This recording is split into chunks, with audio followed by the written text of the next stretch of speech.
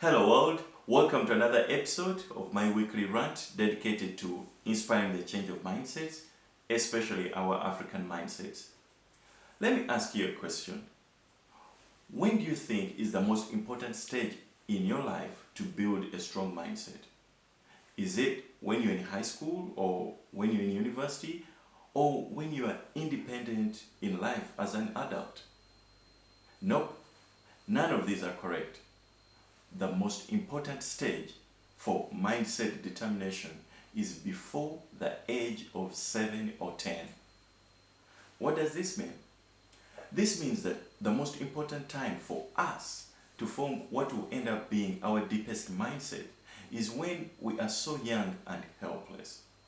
This means our parents, our society, in general, our cultures are the most important determinant of the type of mindsets we grow up to have. I know some of you freedom-loving people must want to tell me that you have the self-will to determine your mindset later on in life and how you think. That is true. And maybe you changed your mindset when you grew up. In fact, even me, I've changed my mindset in old age. But you must agree that if you change your mindset in your 20s or 30s, you did it at a very high cost and through great effort. Definitely, that's what happened to me. So, it is my saddest confession that I publicly say that because we Africans have the weakest culture given the requirements of the modern age, we grow up in the first 7 or 10 years of our lives with no chance to have the type of mindset needed to be competitive in the modern world.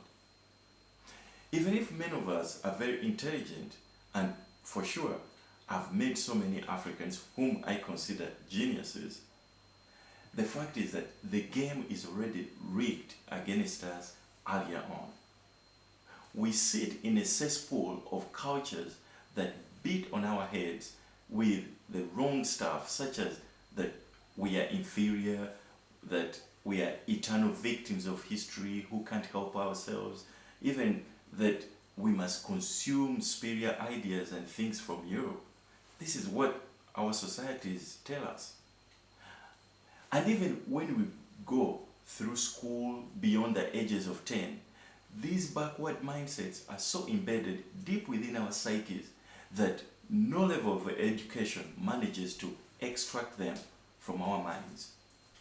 That is why it is so common that our PhD holders behave in the same way as our people who never went to school, and you see the result all over Africa.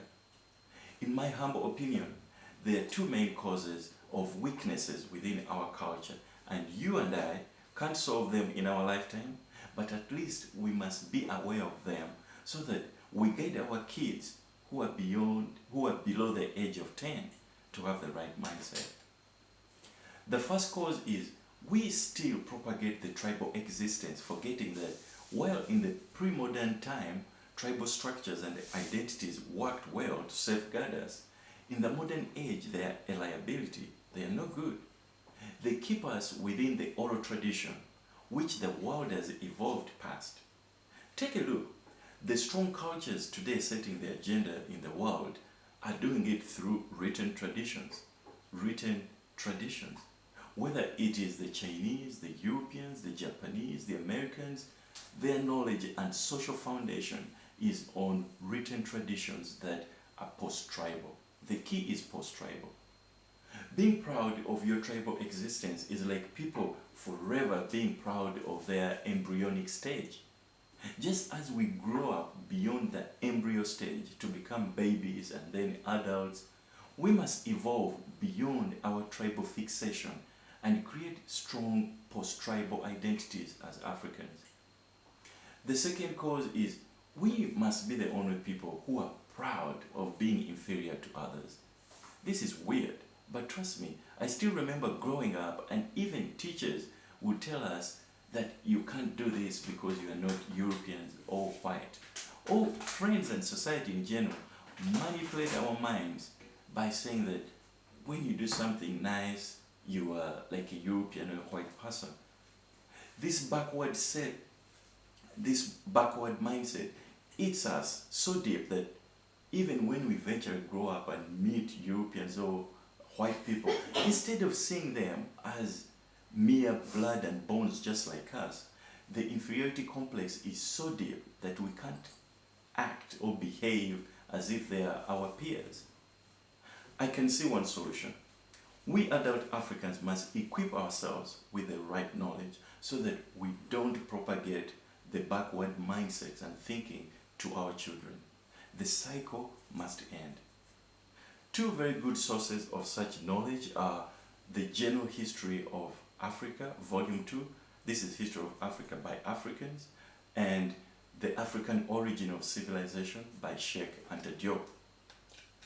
Knowing about the African worldviews before Europeans and Arabs invaded should be a great source and a great foundation for you to expand your African identity, so that you bring up your child beyond a tribal fixation, which creates a mindset that is not good for the modern age. We must appreciate the wider continental identity through the knowledge and history we learn.